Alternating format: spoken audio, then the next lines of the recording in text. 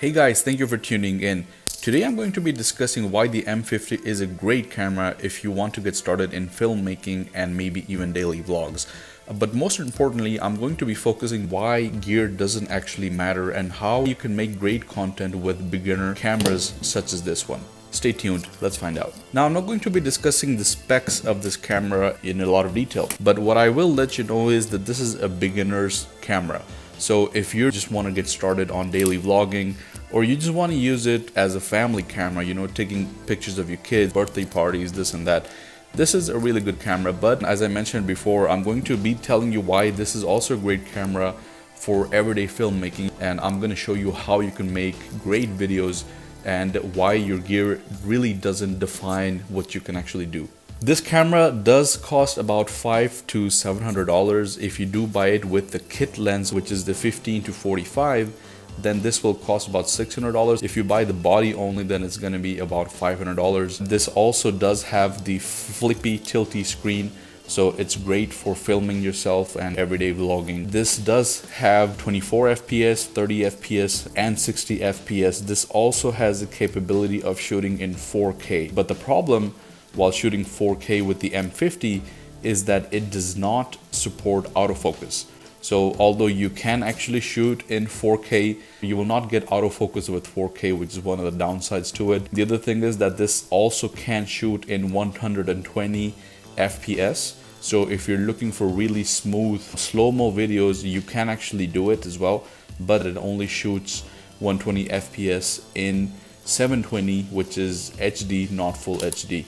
So if you can get past those things, then apart from that, this is a great camera which will shoot 1080 full HD in 24, 30, and 60 FPS, which is exactly what we need and is exactly what every filmmaker out there actually needs. So in other words, this has the basics, this has everything that we will need from a camera. You guys have also seen me making videos from my iPhone.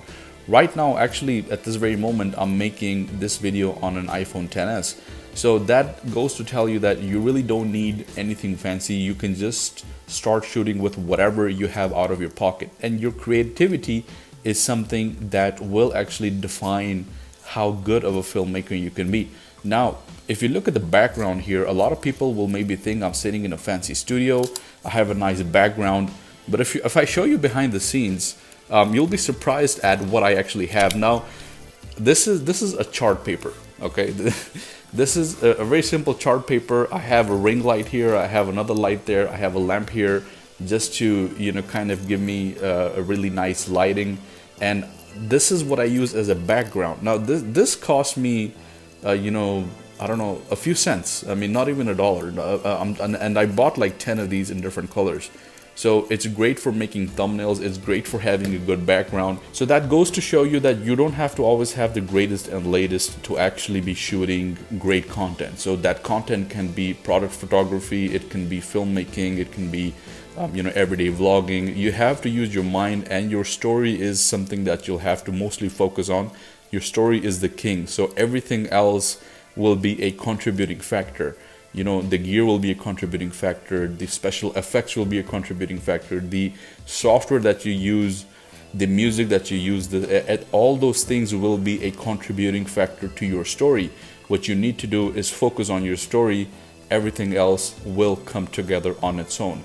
And I'll give you a few examples of how that is. Now, if you're familiar with economics, then you'll be familiar with the law of diminishing return. The law of diminishing return is an economic law that states that if one input in the production of a commodity is increased while all other inputs are held fixed, a point will eventually be reached at which additional of the input, in our case, expensive gear and adding more money towards gear, yields progressively smaller or diminishing returns. So to put it in simple terms is, let's say that you came home from a very hot, sunny, humid day. The first thing you're gonna do is, because you're thirsty, you're gonna drink water. Now that first glass of water that you're gonna drink is gonna give you the most satisfaction. You drink a second glass, maybe that will also give you even more satisfaction. You drink a third glass, now your satisfaction is starting to go lower and lower. You're going to reach a point where drinking any more water is not going to bring you any more satisfaction. So in simple terms, that's how we can actually define this law. I will also show you a little bit of a graph that I made just to give you guys a perspective.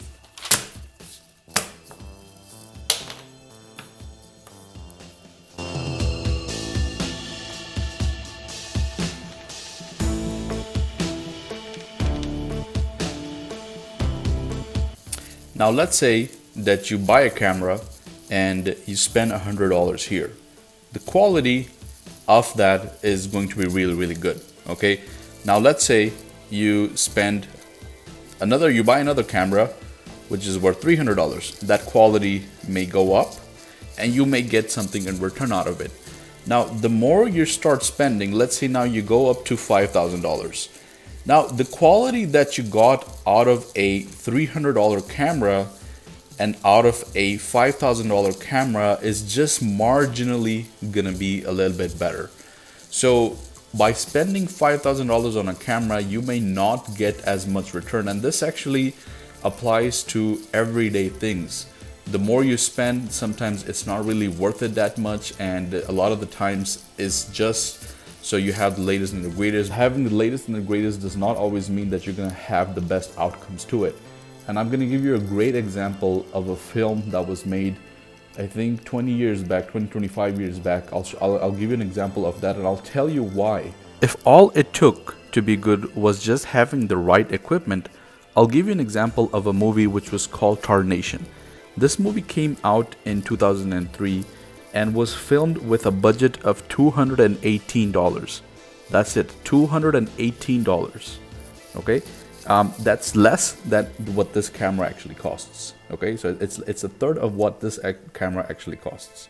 This documentary grossed over $1.2 million out of $218 that it actually took to make. It grossed $1.2 million. It won Best Documentary at the National Society of Film Critics. It was premiered also at the LA and the London Film Festival. And it was edited by using iMovie, which is what I used to edit this actual video, which is a free software available on almost every Apple device that you can get. So in other words, what I'm trying to say here is focus on your story. Your story is the leader to all the other factors that are going to be contributing to making your video better.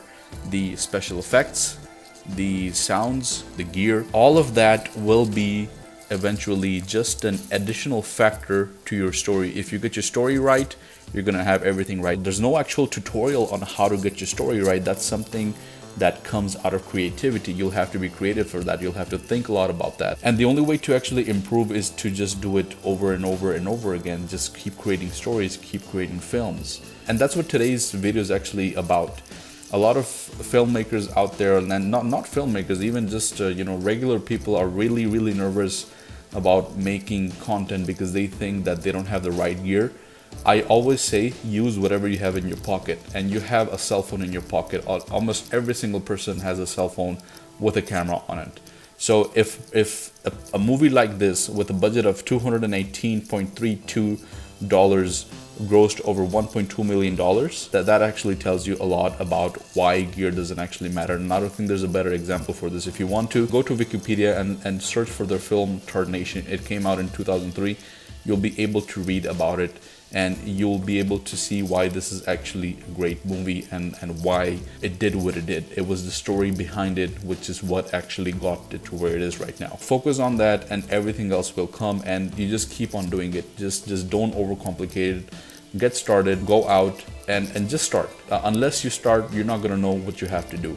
And that's how every person gets started. One of the biggest examples and one of the biggest admirers that I actually look at is Peter McKinnon. If you haven't seen his work, I'll link his channel in the description below. You can actually look at it. That's all that I wanted to discuss in this video, just a quick video showing you why gear doesn't actually matter. I'll do a separate video on this camera as well, discussing the specs in more detail and also telling you why this is actually still worth it right now and why it's a great camera in 2021. So stay tuned for that one, and I'll see you guys in the next one. Bye-bye.